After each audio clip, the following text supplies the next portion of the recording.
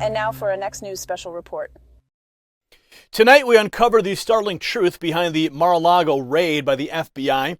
Newly unsealed documents reveal President Biden's administration authorized the use of deadly force. Armed agents were prepared to confront Trump directly. So don't miss our in-depth special report that lays bare the details the FBI is scrambling to downplay. And stay with us because you won't believe the final thought. And before we dive into this shocking story, a quick note: with rising costs on everything from groceries to rent, AC bills, they are skyrocketing too. 20 million households are behind on their power bills, totaling a staggering $13 million. But there is a solution. This mini AC unit can make any room icy cold in minutes, helping you beat the heat and save money. It paid for itself in the first month. Get yours now at easysummercool.com for up to 60% off with a 60-day risk-free guarantee and fast USA shipping. Let's dive now into the breaking news. Newly unsealed documents have unveiled that Biden's FBI authorized the use of deadly force during the Mar-A-Lago raid. Armed agents were prepared to confront former President Trump and even engage with Secret Service if necessary. Imagine that scene. Now, the shocking revelation has raised many questions about the true nature of this raid. Now, in August of 2022, under the authorization of U.S. Attorney General Merrick Garland, FBI agents descended upon Mar-A-Lago, prepared to use lethal force if they encountered resistance. Now, these agents had a specific directive: to engage Trump and his security detail if necessary. The document states, should F. POTUS Trump arrive at Mar-A-Lago, FBI MMEMOSCs will be prepared to engage with F. POTUS and Secret USS security team. This was not just a typical raid. It was a calculated move that included preparing for violent confrontations. Let's take a look at the moment that the news broke. What we have been able to glean based on what Judge Cannon has released, as you mentioned, the Biden administration authorizing the use of deadly force during the FBI's raid on former President Trump's Mar-a-Lago estate in August of 2022 as part of its investigation into classified records. That, again, according to court documents. Now, an operations order, Brett, produced in discovery as part of special counsel Jack Smith's investigation into the former president's alleged improper retention of classified records, revealed that the FBI believed its objective for the Mar-a-Lago raid was to seize classified information, NDI, and government records as described in the search warrant. Here's where things get very interesting. The order, according to a court filing, contained a policy statement regarding the use of deadly force, which stated, for example, law enforcement officers of the DOJ may use deadly force when necessary. According to the filing, the DOJ and FBI agents plan to bring standard-issue weapons, ammo, handcuffs, and medium and large-sized bolt cutters. But they were also instructed, according to the filing, to wear unmarked polo or collared shirts and to keep law enforcement equipment concealed. Well, wouldn't that be just absolutely insane? All of a sudden you have unmarked individuals in polo shirts concealing their law enforcement identity, descending on Mar-a-Lago. The Secret Service, whose job it is to protect the president at all costs, suddenly would have to engage these individuals. Can you imagine that?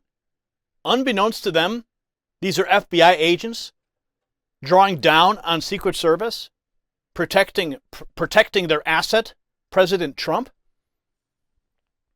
Absolute bedlam.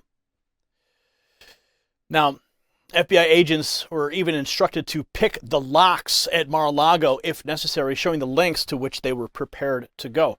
They even had a medic on the scene and identified a local trauma center for anyone injured during the raid. This level of preparation was unprecedented. Biden's retroactive revocation of Trump's executive privilege paved the way for this raid. It opened the door for the Department of Justice to charge Trump with federal crimes. And shortly after, Trump was subpoenaed. The FBI retrieved documents and instructed him to add an extra lock on the storage locker. 2 months later, the raid took place, culminating in Trump being indicted on 37 counts related to classified documents. Let's take a look at Mike Davis of the Article 3 Project weighing in on the raid and what it really means. Watch.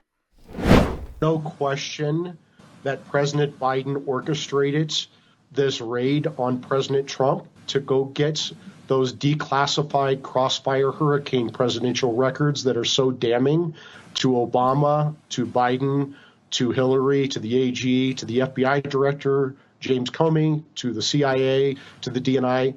They made up the Russian collusion hoax in 2016 because Hillary Clinton had her illegal home server as Secretary of State that not only had our nation's most classified secrets, it had the evidence of the Clinton Foundation's pay-for-play foreign bribery schemes when Hillary was the Secretary of State. And the Russians and the Chinese almost certainly hacked this server, and the Obama regime and the Hillary campaign were worried this hacked material was going to come out on this bribery and foreign corruption from the Clinton Foundation. So they said it was they made up the Crossfire Hurricane investigation, the Russian collusion hoax, so they can say when this came out that this was a dirty campaign trick from the Trump campaign. And you say, that sounds crazy. How could you possibly say that, Mike? Well, they did the same thing in 2020 with Hunter Biden's laptop from hell with the Biden family corruption. They had the CIA work with the 51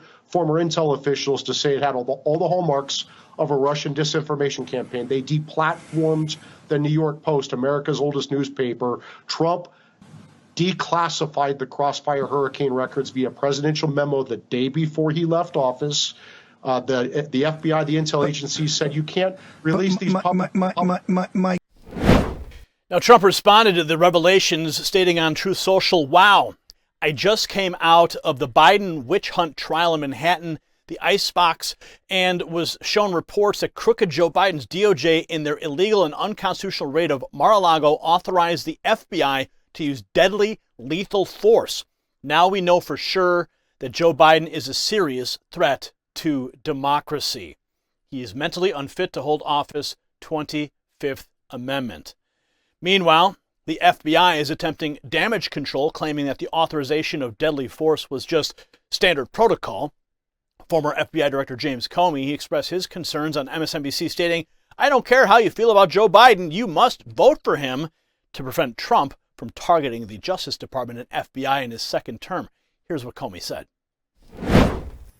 Are you concerned that it may get a test unlike any other if Donald Trump is reelected? I mean, when you think about a second Trump administration, what do you think the implications would be for the FBI?